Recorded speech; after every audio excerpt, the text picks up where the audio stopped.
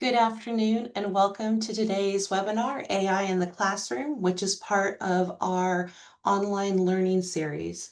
My name is Beth Marsh and I am the Director of Membership for the Organization of American Historians. The OAH is the largest professional society dedicated to the teaching, study, and practice of American history. The mission of the organization is to promote excellence in the teaching, scholarship, and presentation of American history, and to encourage wide discussions of historical questions and the equitable treatment of all practitioners of history. The OAH is located on the campus of Indiana University, Bloomington. We wish to acknowledge and honor the indigenous communities native to this region and recognize that Indiana University Bloomington is built on indigenous homelands and resources. We recognize the Miami, Delaware, Potawatomi, and Shawnee people as past, present, and future caretakers of this land.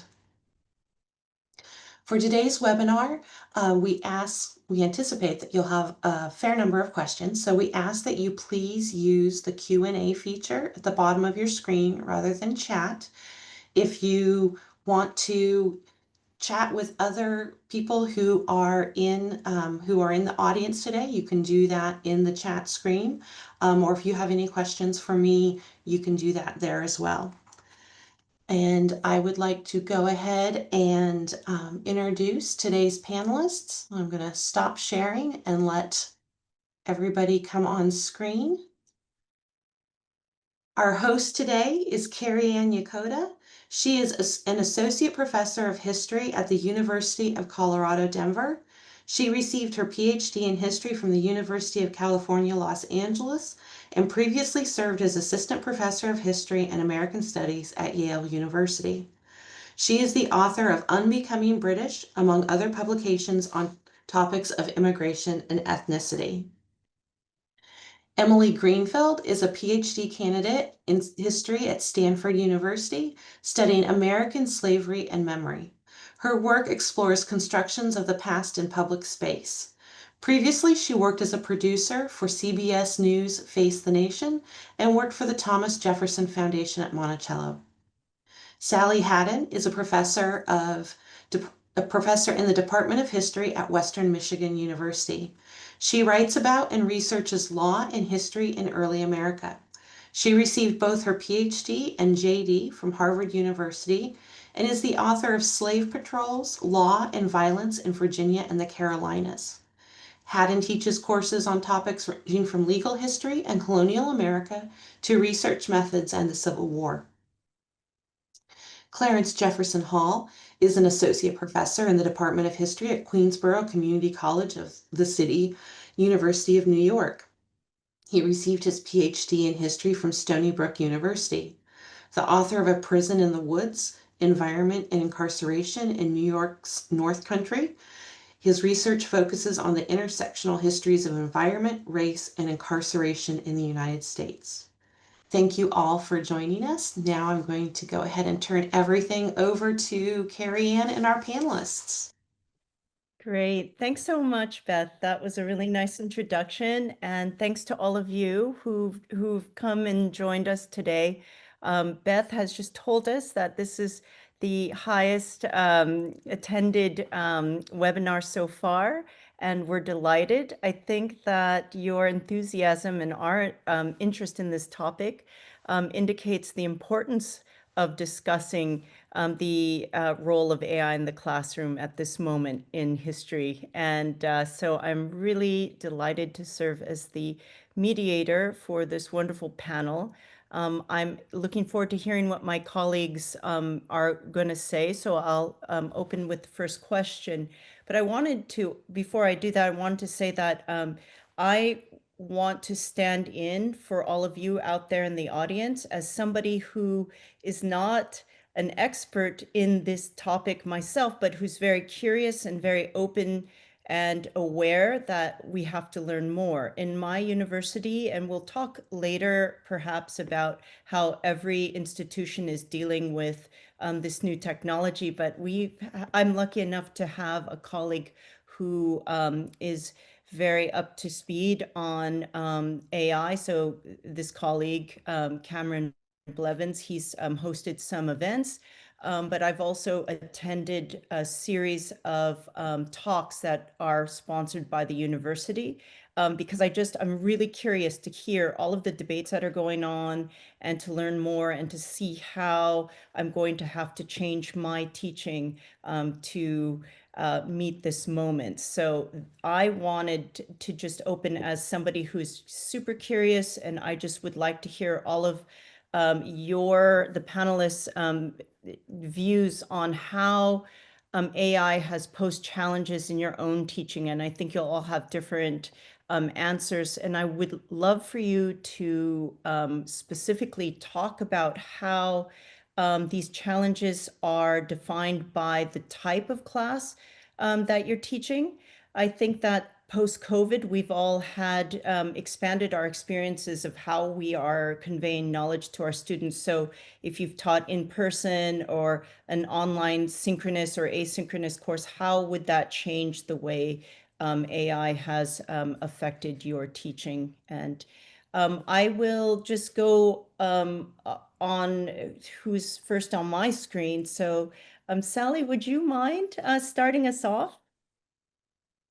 Thanks, Kariann. AI is presenting challenges to all of us, regardless of the level of class we teach, and really regardless of the subject. I was fortunate enough to attend a seminar, a workshop rather, last year where we discussed these issues across humanities boundaries. And one of the things that became very clear is that it's not just a question of the level of the class you teach, but it's also the style of the class, whether it's a seminar or a freshman survey, and it's also the field. One of the biggest problems or challenges is making sure that students who come from other disciplines understand that your expectations may differ from those of your colleagues, say, in chemistry, computer science, or psychology.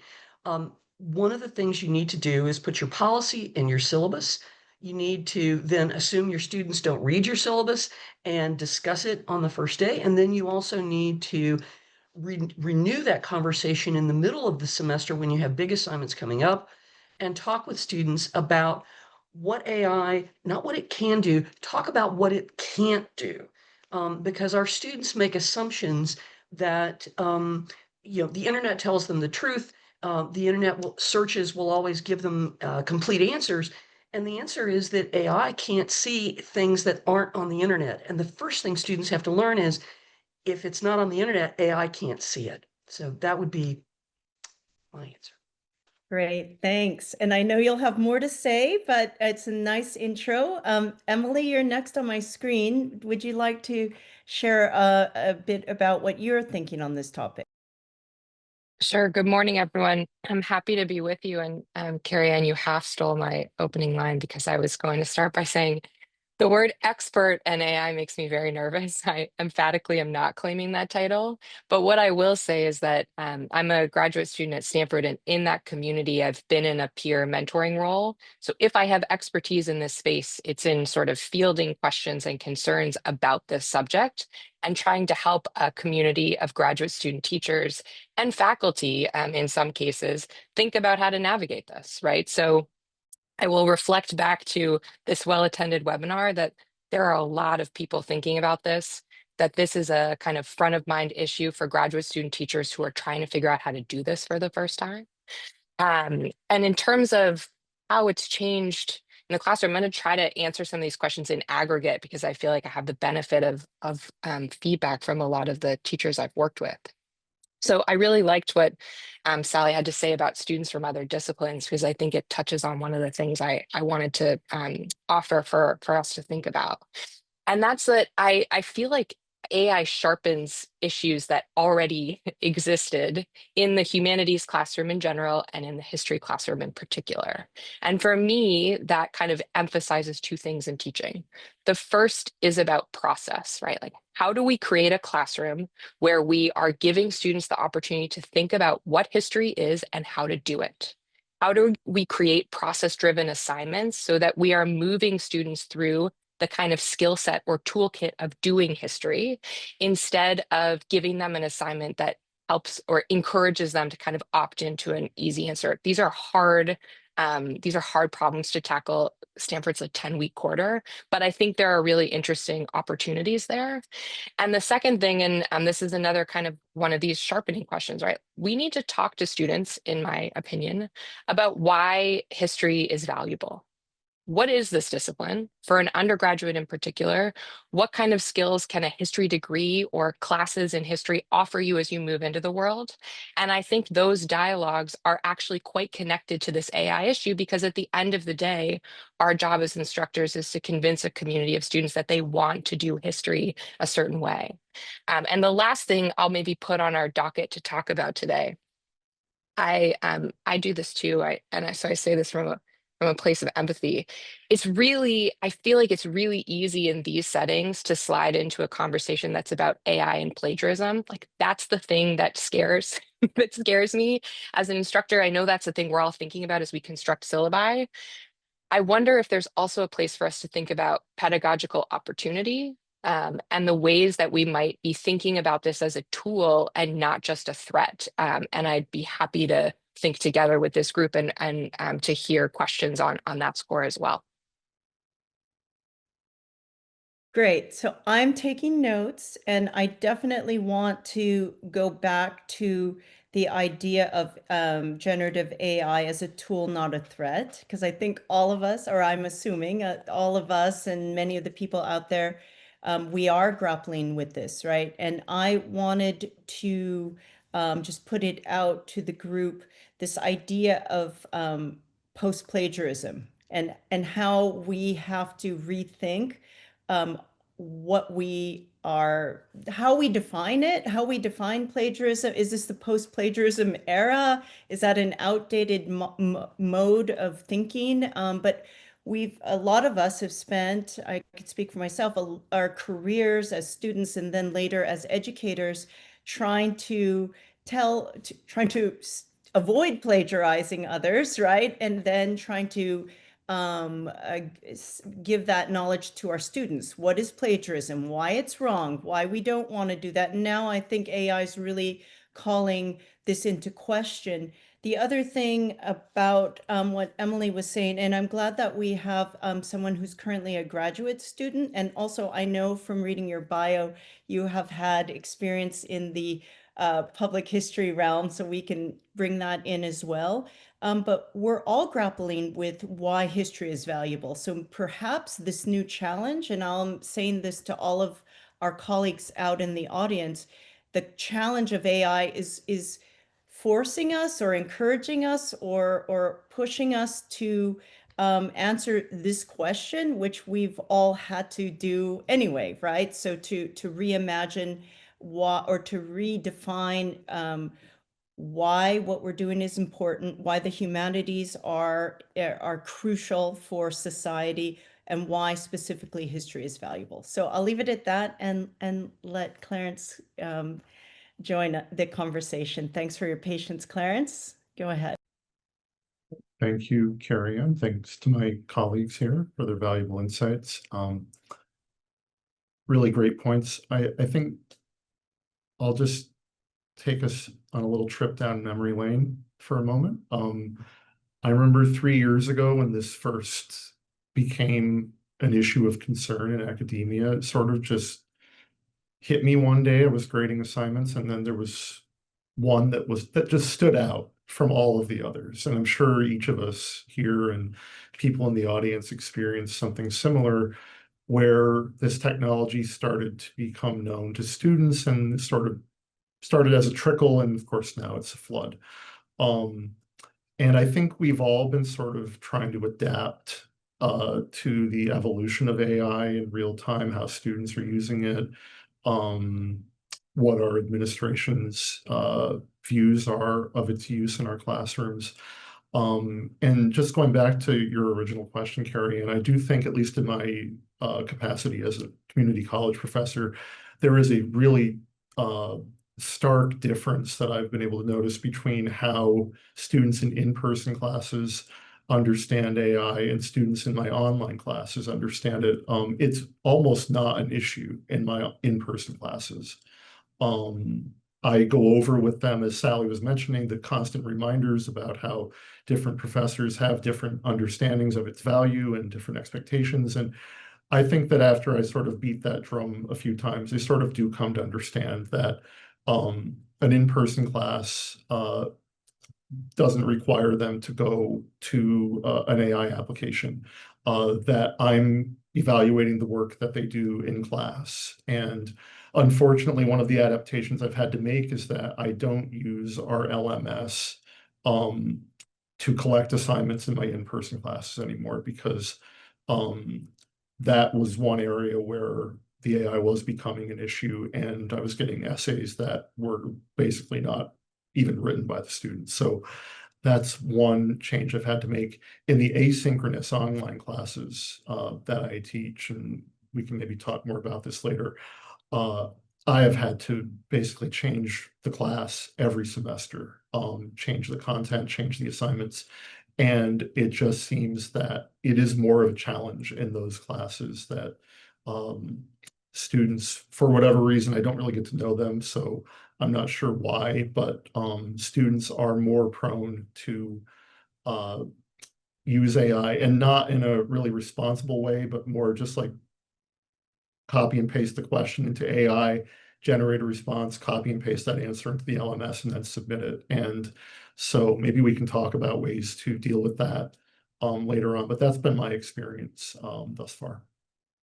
Great, thank you. I have to say, I was hoping it was on my in my notes as well. I think post COVID, all of us have tried or have had to, like I said, be more open to online teaching. And I, for once, continued after our campus reopened, just because a lot of our students and the most vulnerable students often could not return to campus, even though we were back up and running. And so I've had the same experience as you, Clarence. When I'm teaching asynchronous online courses, it really has been a challenge. And again, I'm trying to see the upsides and really embrace the positives. And one thing I've been reading is that the new challenges that AI poses for us as history educators is that maybe we are going to learn to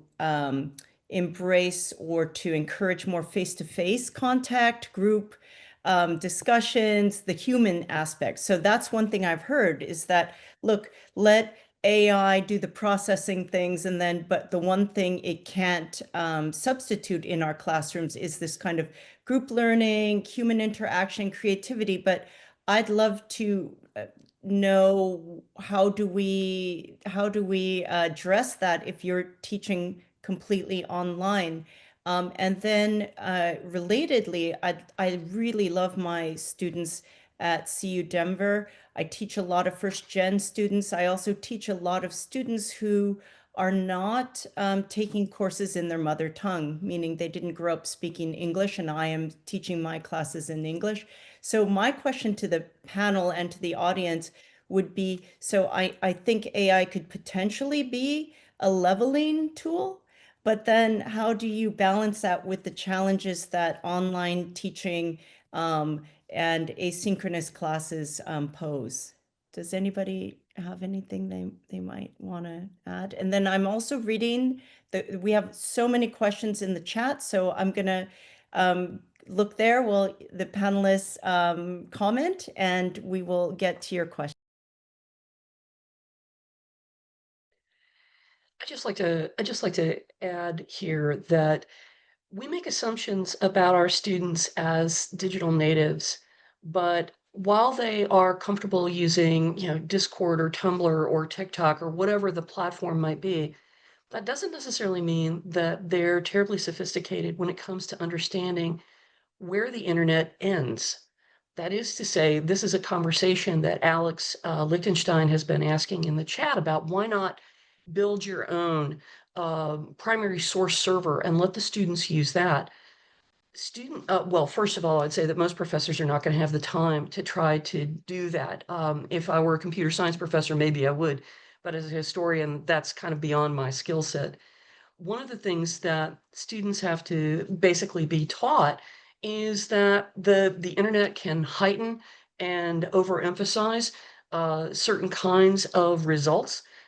If you've read Sophia Noble's Algorithms of Oppression, which is a wonderful book that I highly recommend, I'd suggest that we all read this, because what it shows is that the type of results that you get out of a ordinary Google search, much less an AI result, is necessarily not going to show the kinds of returns that you want students to see. If it emphasizes the sexual, the explicit, the racist, and so forth, that's just something that I think we should all be considering when we're saying, well, yeah, let's use the internet and generative AI to scrape it to offer students this package of things that they can use. We have to be careful that we're not overemphasizing elements that we don't want our students to be using, to be seeing. Thank you. And I just maybe was gonna say, reflect on this for a moment. Yeah. Yeah, so I was, as you were talking, Sally, and I'm kind of watching the chat go by too, I was thinking about a modification of an assignment that a colleague of mine has used. So I'm thinking about how to teach a public history course that engages with this question. And one of the things I've been sort of playing with in my brain that perhaps we can think about together is, okay, so how do we empower students to get to the answer potentially that Sally just gave on their own, right? Like what in ways that we all know from good pedagogical training, what's the difference between telling and showing?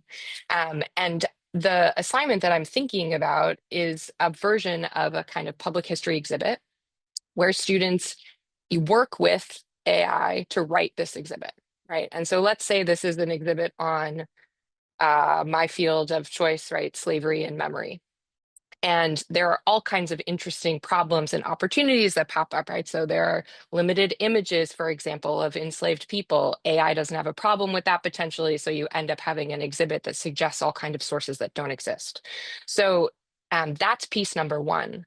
The second piece of an assignment like that might be to say to students, critique the exhibit, right? So you have sort of helped AI to generate this exhibit. And now you are the reviewer who can go in and sort of think about the ethical evidentiary questions.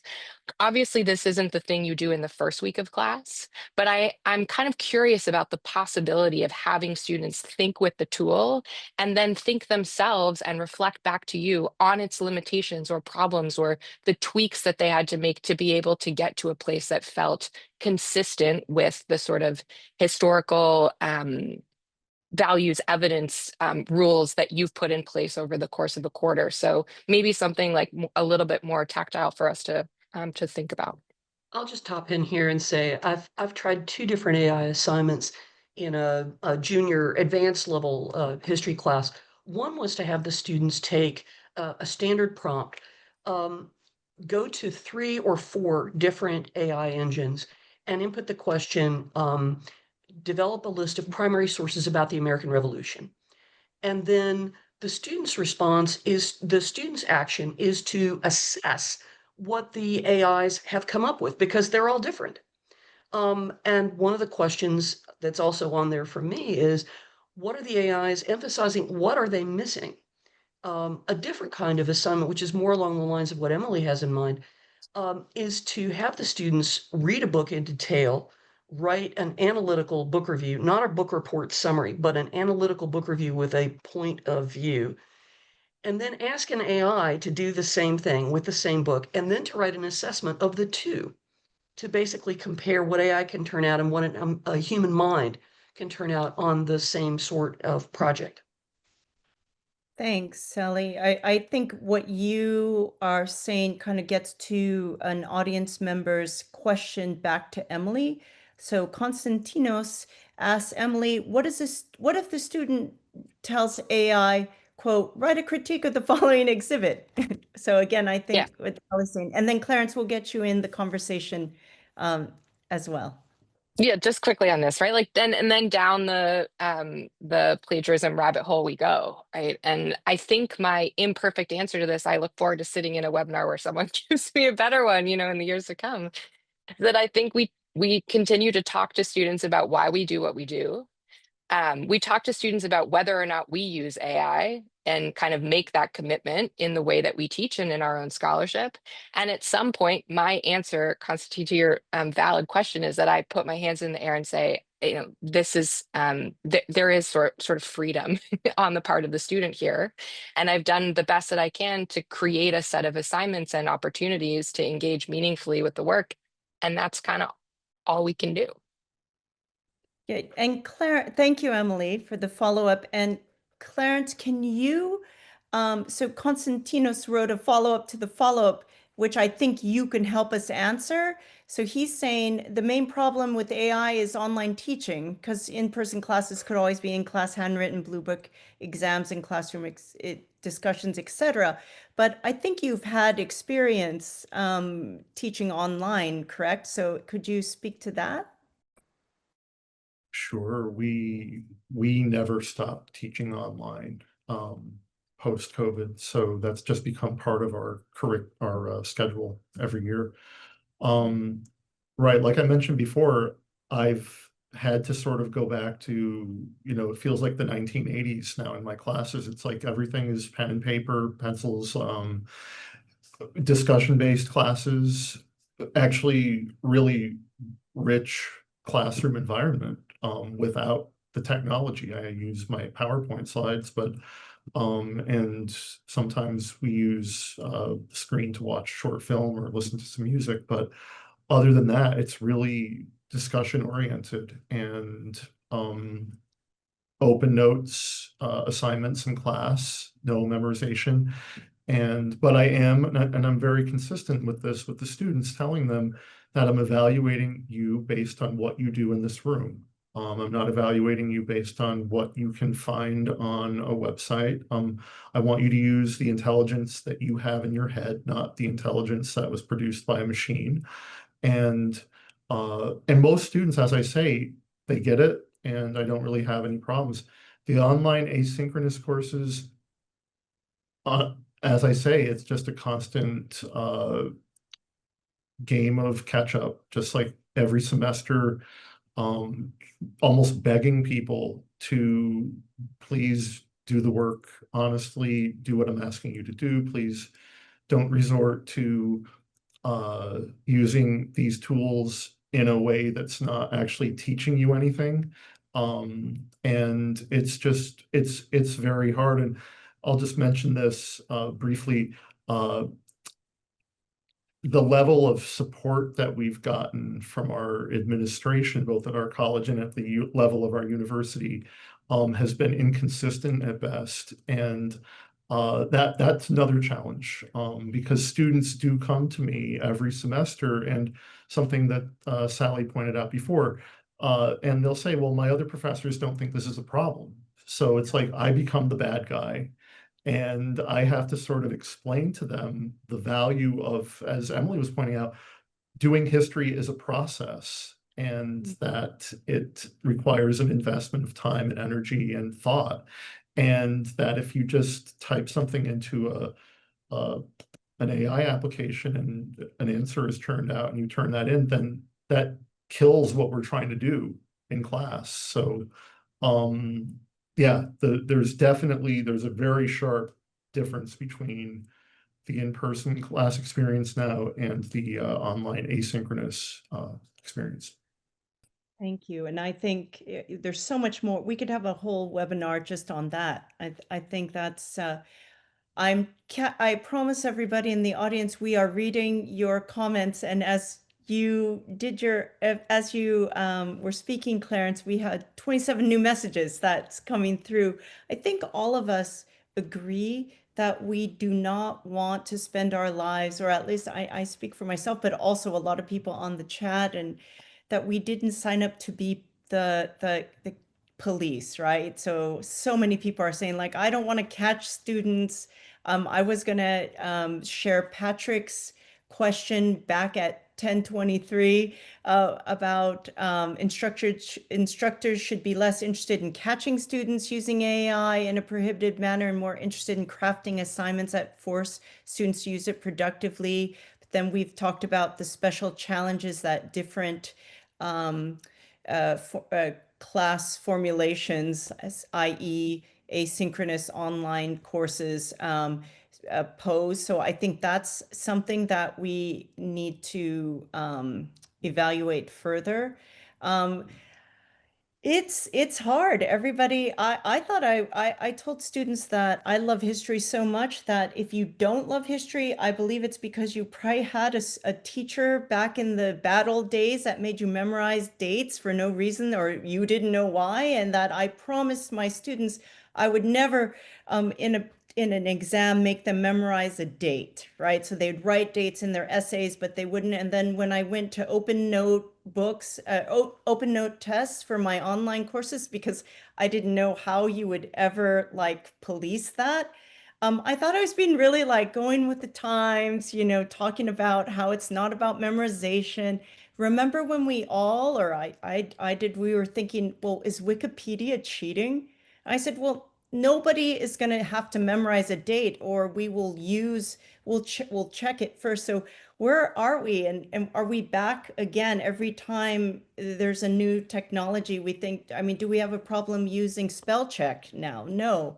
But I want to just try to capture a lot of the audience's questions about this, like more, I would say, the positive side of things, or like, we're not going to try, we're going to try, but what instead of focusing on policing, what do we do to embrace, and how do we, going back to what we were saying about how do we tell people why studying history is valuable outside of, you know, memorization? So is it the critical analysis that we teach them, and how do we use that using AI? I'll open that up.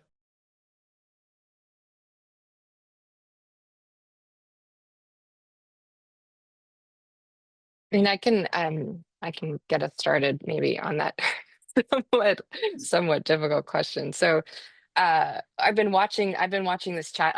I'm trying to pay attention to your question, Kariann, but also there are just such thoughtful comments in the I chat right now. know. And it's making me think about the ways in which this group of people could quite easily crowdsource a kind of, I'm thinking about an upper level class now, but like, what is the kind of methods class about this issue, right? Like what shape does that take, and how do we kind of make the problem the problem?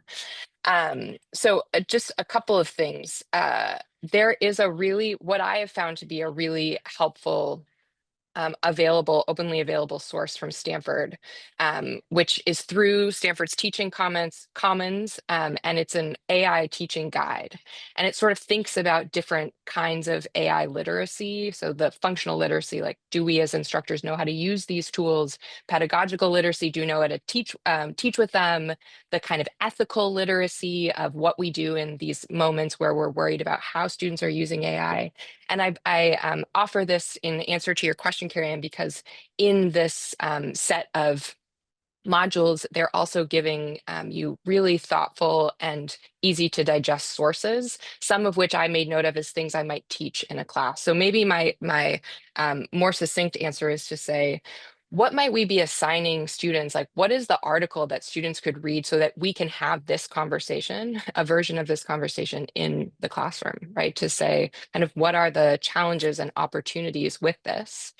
And as I watch the chat move, the other thing I've been thinking about, like, there are people, I'm not one of them, but there are people doing exceptionally cool things with LLMs in history, right? Using large language models. It's not without ethical questions. I'm seeing comments about the kind of environmental impact. I think we should be talking to students about that. As Sally said, I think we should be talking about the kind of racialized implications of the way a lot of this AI tech works.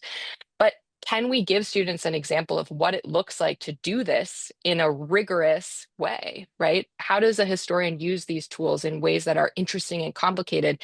I think as an undergraduate, if I heard that, my response would be, well, that's not the thing that my roommate was doing last night when it asked, you know, for a quick answer to something. And I wonder if we need to kind of deepen the well of possibility so that students understand that this concept actually encompasses a lot of different things, right? The opportunity and the threat, to go back to where we started.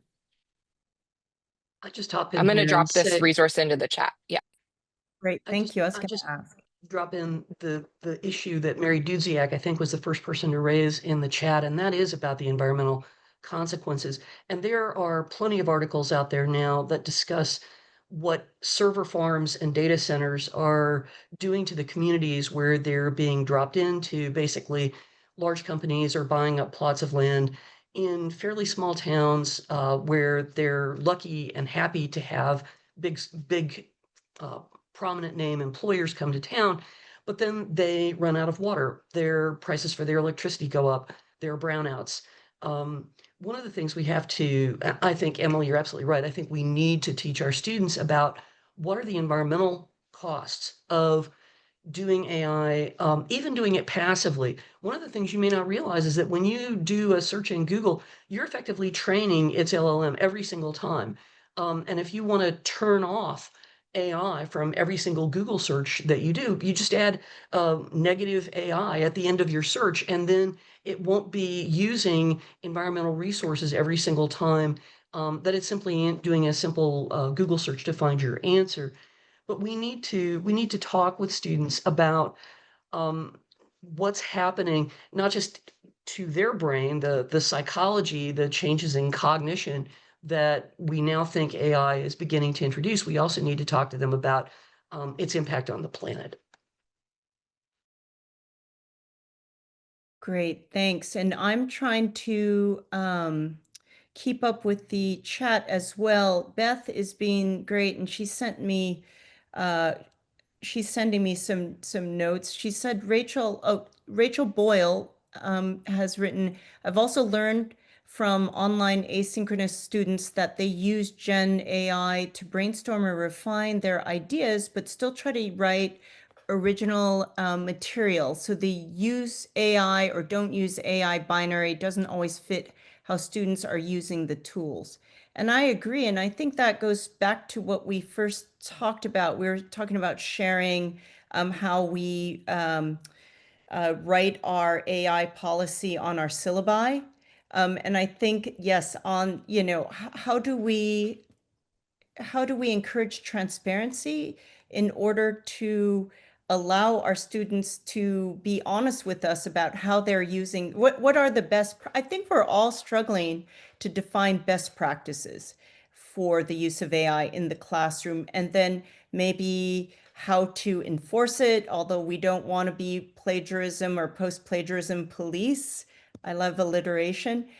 So how do we enforce this? How do we open up discussions for our students who are going to be using this tool? So by being open about it, I think it's like the 12 stages of grief, perhaps, but like the first stage is like, we're not going to allow it. Then it's, well, we're going to have to allow it. It's here. So then how do we mitigate that? And then now it's, how do we embrace it? And then going back to, let's write in blue books. So I think we're doing oral history or oral exams. So how and what are I'm very interested in, like, I'm a historian, in cycles. And so are we living in this fast time, like the cycle of how generative AI has had a role in our classroom? Is it moving so quickly, or where are we?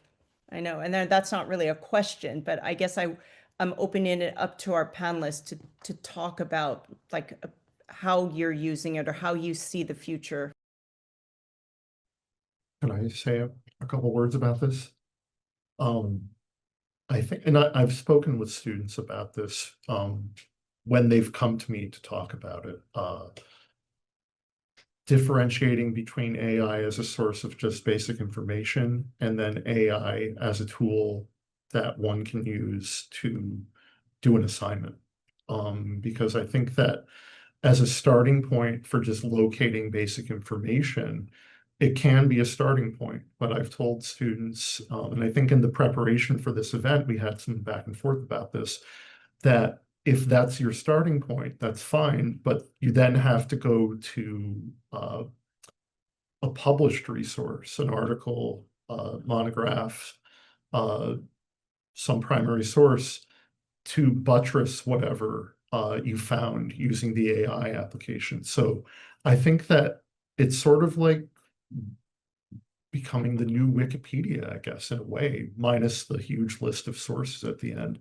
But then the other side of it is, as I mentioned before, and I also don't relish being a correction officer or a cop in my classes, but there are students who will just churn out an assignment that is completely written by an AI application. And I tend to use that as a moment to sit with the student and help them understand, like, okay, this is why we should not be doing this. This is defeating the purpose of your education. Like, maybe this is a tool you can start with, but the majority of the work has to be your writing. It has to be from your thought, your analysis.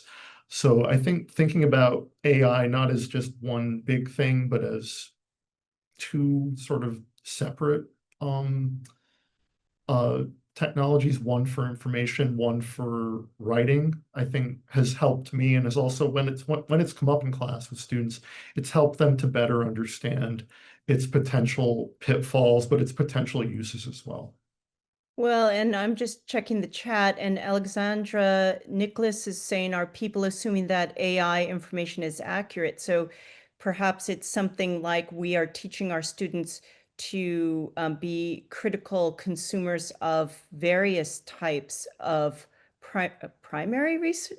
It's not primary. I mean, you know, how do we, I think that's why there's also so much interest in this as educators. It's like, how do we all know how to evaluate? I know how to evaluate a traditional textual archival source with its pitfalls, but you know, we're now in new territory, right? And what are we talking about in terms of paywalls? I was thinking about that, right? So, you know, if we're members of these academic societies and we subscribe to a journal and it's behind a paywall, does that mean that if you're doing a lit review, the Gen AI is less likely to cite something that's behind a paywall, which we all value as scholars and as supporters of the humanities and of our professional institutions who are spending you know, I sit on a board, and you know, we're spending so much money and effort on our journals, right? And what's going on with our traditional journals. I'm a SHEAR advisory board member, and we're talking about the Journal of Early Republic. And so does anyone in our panel know, or how are you talking about that, or dealing with this kind of evaluation of AI as a source?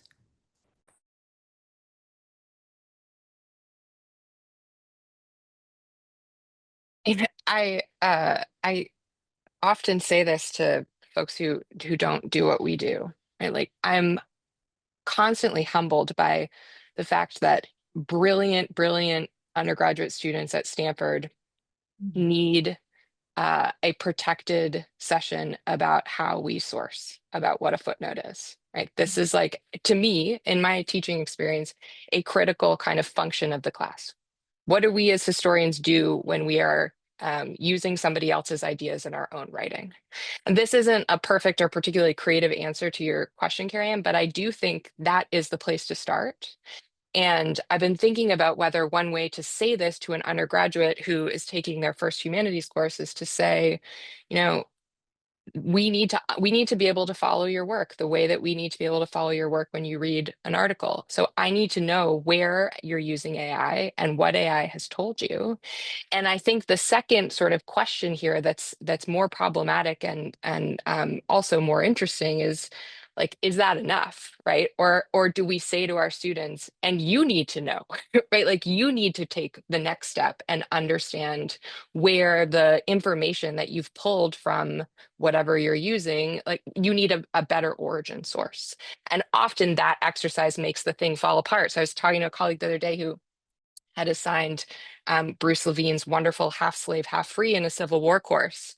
And somebody submitted a paper, they had clearly used AI, and AI had changed the footnote in keeping with the kind of politics of language of the day to say the book was called Half Free, Half Enslaved Person.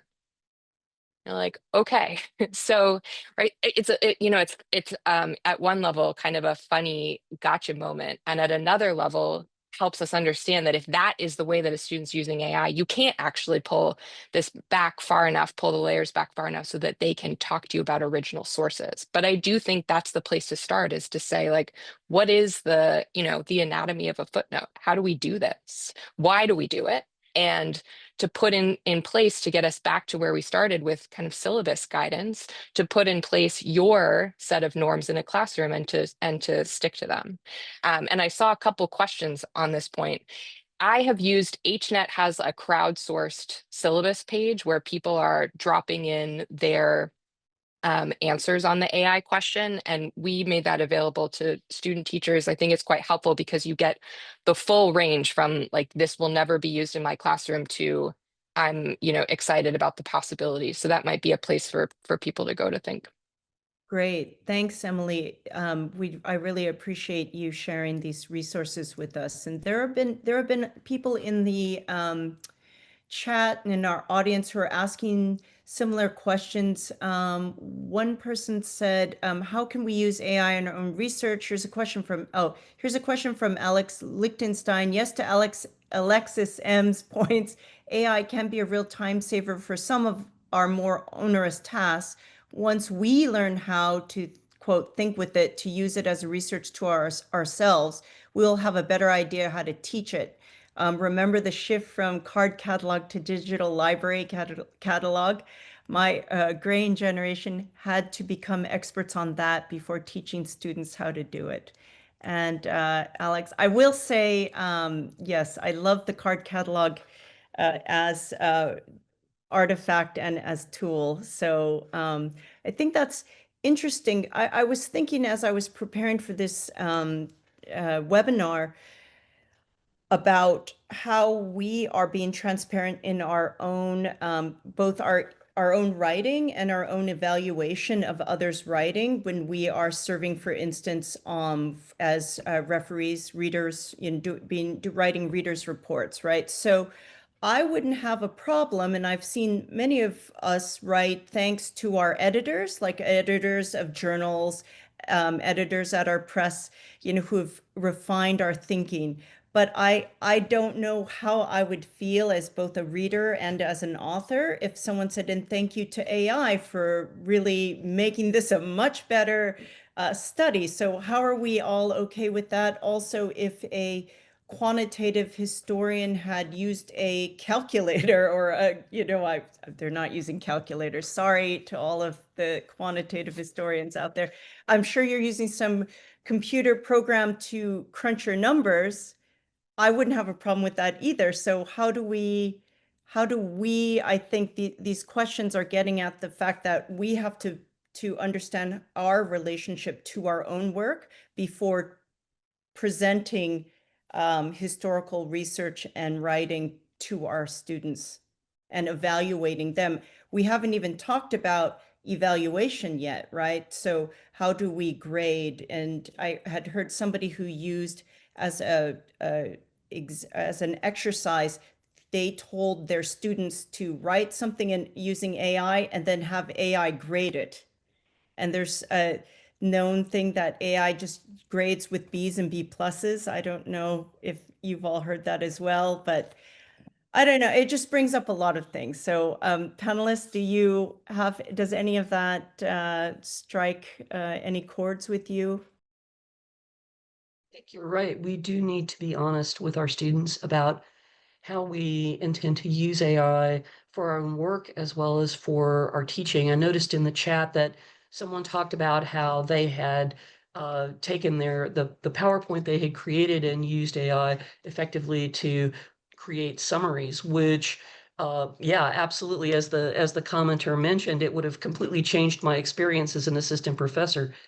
But I think that one of the things that we really value as historians, just to kind of shift us slightly differently, we really value primary sources. We value what primary sources can tell us. We put them on the pedestal, if you will.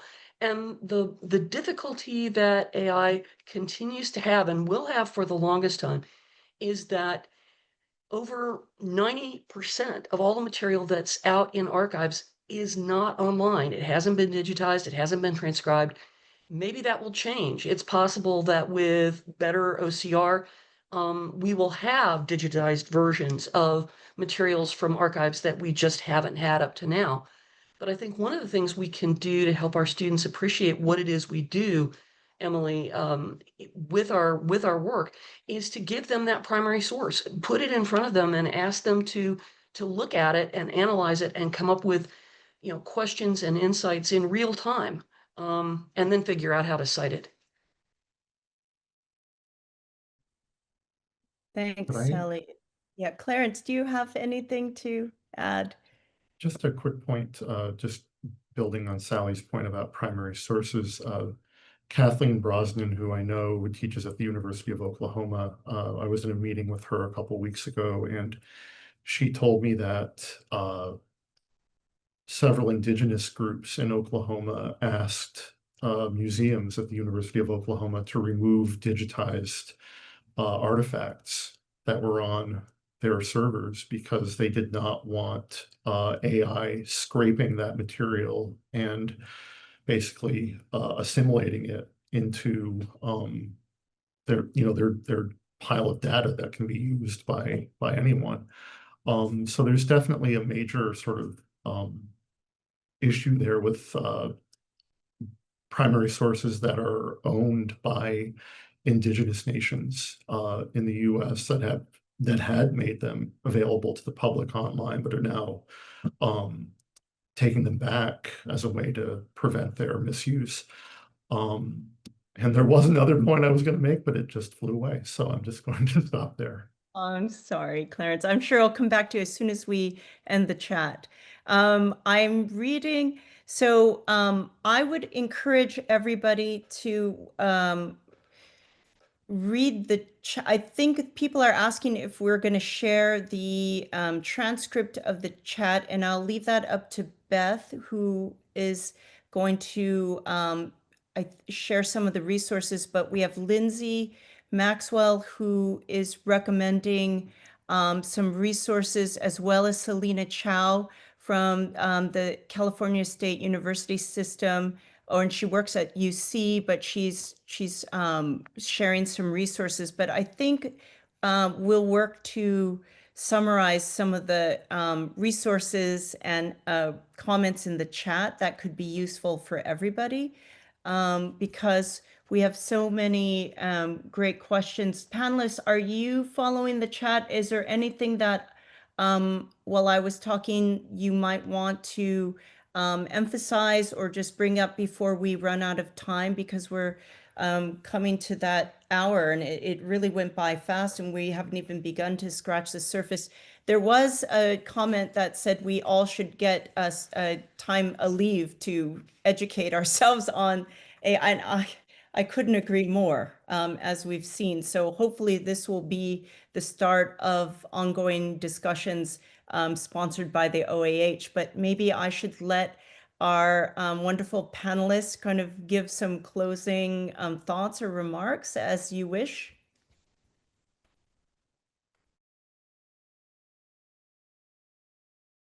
Emily, do you want to go? I'm going back around in the order on my screen again. Sure. I'll just say thank you to, I feel like there's been about 1,000 panelists on the chat as well as the group on the screen, and I'm grateful to all of you. I think maybe 2 closing thoughts. I was really struck by what Sally said about archives and primary sources, in part because there's a joy in this, right? Like we love these things. This is why we do what we do. And this is what animates us in a classroom to talk to students, right? The ability to kind of go back in time with these sources. And I really love the idea of giving students an opportunity to climb inside one of your archives, which has the side benefit of the fact that you know it better than, right, like virtually anybody else in the world, right? So making that the kind of source space for a classroom, I think, is a lovely idea. And the second thing I'll say is I feel like there's a lot of energy in this conversation today that's not just about the sort of threat, so to speak, of this. And I think that's both exciting and necessary. I think this is kind of the next big question that that many different disciplines have to grapple with, but historians are behind and we need to get out in front of this and be able to articulate our individual views on where we stand on this issue and how we're going to use it, and how we're going to ask students to use it or not. So I'm encouraged by how many thoughtful answers there are to that question in the chat, and how much energy there seems to be behind this conversation. So thank you. Thanks for letting me be a part of it. Thank you. We'll go back around. Sally, do you want to give us some, and thank you to everybody in the chat that's writing, but Sally, how would you like? I'm reading the chat at the same time I'm I trying to keep know. up with the conversation, and there's so many great comments. One of the things that we haven't really talked about is the difference that exists between different types of AI. And that really was one of the points that I was trying to get my students to understand when I asked them to go ask 3 different AIs the same question, and then assess what kinds of answers they got. Students, I'm sorry to say, like at the very beginning, they're not as digitally savvy as we think. And we have to be the ones to lead them to understand how a Google search works, how AI is built on top of LLMs, and what's in and what's out. It's like the hokey pokey. We have to basically show them that in order to help them learn. And we also have to not neglect the sources that we've already got. I actually ran an old-fashioned book hunt assignment where I sent students to the library for the first week of class. So this is a class on the American Revolution. Go find a book that was written after, in the last 15 years, bring it to class, and let's talk about what goes into a book. And it was amazing to me how many students had not actually ever checked a book out of a library. And I mean, it's going exactly the opposite way of where this whole conversation is, but we don't want to neglect the scholarship we've already spent, literally centuries developing in our headlong rush towards AI. Well, thank you. As a material culture scholar, I have to say thank you on behalf of people who are still studying objects and reading objects like text, and all the book historians out there. And thank you for your contribution. Clarence, why don't you give us anything we've missed, or some topic that you wanted to be sure to bring up even for future panels? I just want to make a point that I'm sure most folks listening to this conversation and my colleagues here, you would agree that the vast majority of students, when they go and use AI, are not doing this to avoid doing their work. My students live in a very congested metropolitan area. They have jobs, they have families, they have responsibilities, and they often just don't know sort of those ethical lines. And I think that that is part of our job now, is that we have to take the time to, in class or outside of class, to teach the students appropriate use of technology in our classes, and that we shouldn't assume from the word go that an assignment that's turned in that might be completely AI generated is worthy of a 0 and an F in a class. I think that we lose an opportunity to teach our students something valuable when we are harsh in that way with our grading. So I think that we should always remember that our students, we were students once. I'm assuming we didn't have this technology when we were students. And that's just part of our job now, is to sort of adapt to this new reality and help our students to become responsible users of the technology in our classes and in their everyday lives. Great, thank you. I think that's a really positive way to end our discussion, which isn't ending. I mean, there are participants who are still sending great resources in the chat. I want to shout out Adam Aronson, who's told us to read something from the New York Times today. We will get all of those sources together, but really thanks for Clarence for ending on us on a positive note. And I will plug, it feels like there is a need for more discussion, definitely. And I love the fact that this OAH webinar gave us the opportunity to meet together, at least to begin this discussion, and we'll continue to read the chat. We are organizing a couple of panels for the upcoming OAH conference. I know the community college committee, they are sponsoring one, and I'm chairing the MARCOM, the Marketing and Communications Committee panel on AI. And so I'd love for our audience and for our panelists to please send myself or Beth suggestions on what you would like us to cover on these panels. And I thought, well, maybe if we're both doing panels, it's too much, but judging from the comments, maybe it's not enough. So we will keep organizing, and I just want to thank everybody, our panelists, for taking the time to speak. And especially, like you said, Emily, there's so many people in the chat that are co-panelists. And so thank you for your participation, and we will continue to be in touch. So thank you, everybody, for being a part of this. Thank you, Kariann, Jeff, Emily, Sally. Really appreciate you being here today and starting this conversation. And Kariann, I think you're exactly right. This is the start of a conversation. This is not the be all to end all.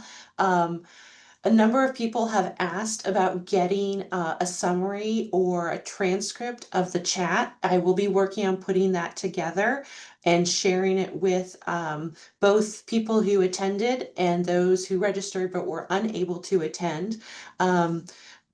Today was really amazing. We had 226 people in attendance. That is one of our largest ever webinars. So thank you everybody who was here, and keep an eye out for a brief survey that will hit your inbox in the next couple of days. And then also, I think we'll definitely be doing more programming on AI. So thank you everybody who participated. Have a wonderful afternoon and have a wonderful week.